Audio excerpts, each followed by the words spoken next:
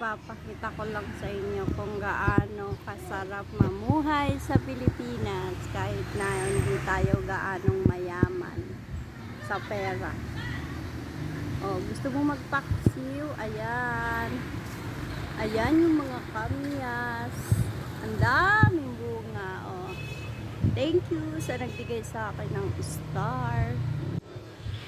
Sa nakaraang video ko. Maraming salamat. Ayan. Diba?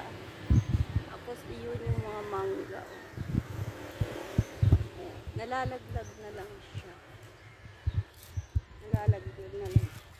So, papasyal ko kayo kung gaano masarap ang buhay sa Pilipinas.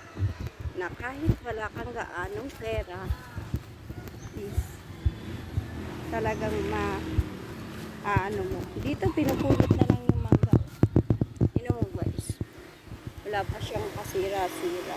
Diba? Diba? Yan. Pupulutin mo lang. May manok pa Yan. Gusto mo ng tinolang manok? Yan. Sarap yan. Native. Native na manok yan. Marami diyang manok. Yan, kanya kaganda ang buhay sa Pilipinas. Mga nakapaligid na prutas, santol, tapos may chico, may kokwa. Marami siyang puno. Ito is mahogany. Mahogany yung puno na yan. Diba? Mangga.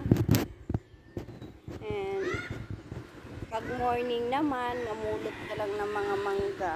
Kung gusto mo ng mangga, hindi mo na kailangan akyatin.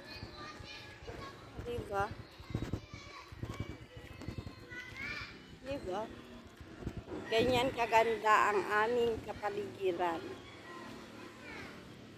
Siyempre.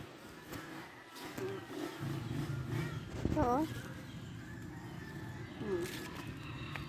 Tapos may chico pa. May chico pa.